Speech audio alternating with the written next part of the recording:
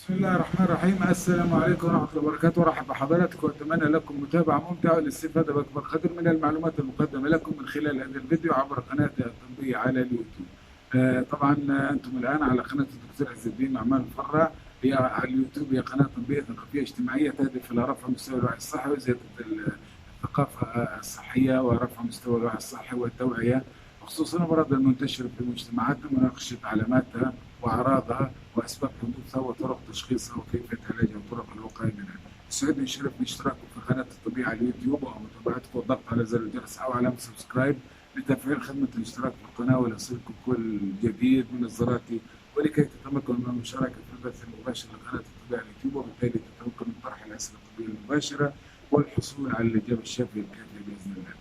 طبعا ما بديش اطول عليكم، امتدادا لسلسله كل يوم موضوع طبي، كل يوم معلومه طبيه جديده. ان شاء الله اليوم حنتكلم عن السعال المزمن، ما هي اسباب حدوثه، ومتى يكون السعال حادا، ومتى يكون السعال مزمن، وما هو تعريف السعال، ولماذا يحدث السعال، وكيف نتعامل مع السعال، وما هي الحالات التي يجب فيها التوجه الى اقرب مستشفى واقرب طبيب لعلاج هذا السعال.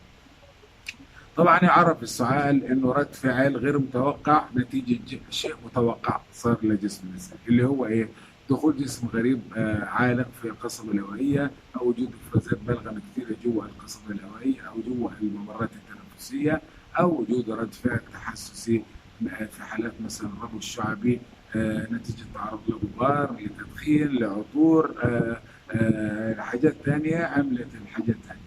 فبالتالي الكحة أو السعال باللغة العربية الفصحى، والكحة باللهجة العامية، طبعا بيعمل رد فعل كف ريفلكس، يطلع الجسم الغريب هذا حماية الجسم، أو يطرد البلغم الموجود برا الجهاز التنفسي عشان إيه؟ يريح الجسم لعدم حدوث اختناق ووفاة لا سمح الله. طبعا أسبابه، طبعا السعال هو يحدث نتيجة حدوث التهابات في الرئة مثلا، خصوصا إذا كان السعال مصاحبا ببلغم.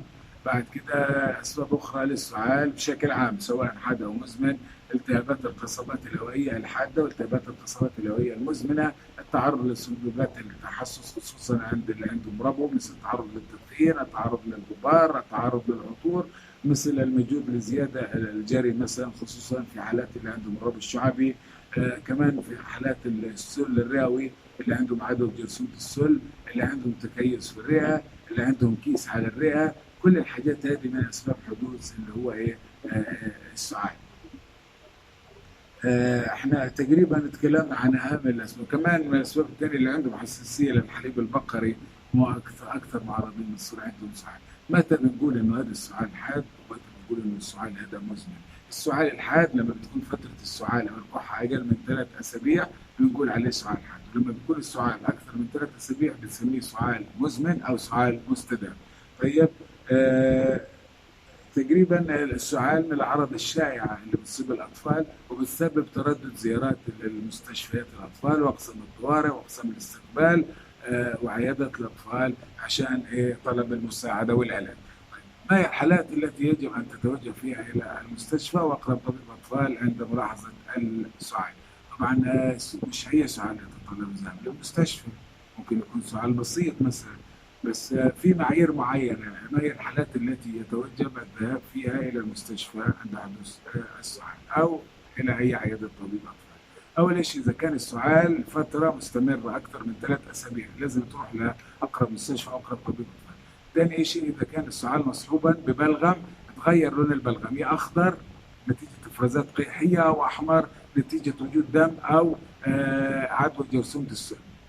ثالث شيء عند وجود سخونه مستمره ما نزلتش، تعمل له كمادات، بتدي له خفض حراره، بدات له مضاد حيوي، بدات له مضاد حيوي ومقشع البلغم ما نزلتش حراره.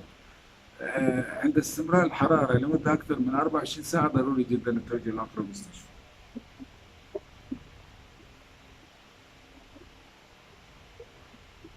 عند وجود صعوبه في التنفس، نفسه سريع وصعب يتنفس، بياخذ نفس بصعوبه كده، يعرف انه عنده صعوبه في التنفس. عنده وجود نهجه مثلا لازم تروح المستشفى. عنده وجود الم في الصدر، طبعا عند الاطفال الكبار اكثر من 5 سنين بيقدر يقول لك ان صدره بيجع. طبعا كيف نتعامل مع السعال؟ طبعا اول شيء، اول خطوات علاج السعال هي علاج السبب الرئيسي. اذا مثلا جرثومة السل لازم الاول تعمل اشعه، نشخصه كيف نشخصه؟ عن طريق مثلا اول شيء السعال عرض لمجموعه من الامراض مش مرض، نقطه من اول السطر. التشخيص عن طريق اخذ تاريخ مرضي كامل من المريض او مرافقيه. اثنين، عن طريق فحص المريض كلينيكيا سريريا بشكل كامل خصوصا الصدر، بنسمعه بالسماعه وبنشوف اصوات السطر، بنشوف المعدل اللي هو الاير انتري متساوي ولا لا، في الرئه اليمين في الرئه الشمال، في اصوات مضافه ولا لا، ساوندز ولا لا، في كريبتيشن، في ويزنج، في شيء او غيره. وبنقرر وبنشوف هل التهاب رئوي، ولا وجود سوائل الرئه، ولا وجود اتريكتاسيس، ولا وجود تكون دوامي مثلا جوا كيس الرئه، ولا عدم وجود رئه اصلا. يعني في حالات خلقيه بتكون كده. فبالتالي بعد كده بنعمل اشعه وبنعمل فحص سي بي سي، يعني يدينا مؤشر. يعني هذه حاجات بسيطه. يعني اذا كنت في منطقه موبوءه بالسل وفي حالات سرعه كثيره، ما يمنعش انك تعمل فحص جرثومه السل. بيساعد كثير على فكره في اختصار الوقت وانك تتوصل للتشخيص السريع بسرعه قبل ما تصير مضاعفات غير محموده. كيف نتعامل مع السعال؟ واحد، بعلاج السبب الرئيسي.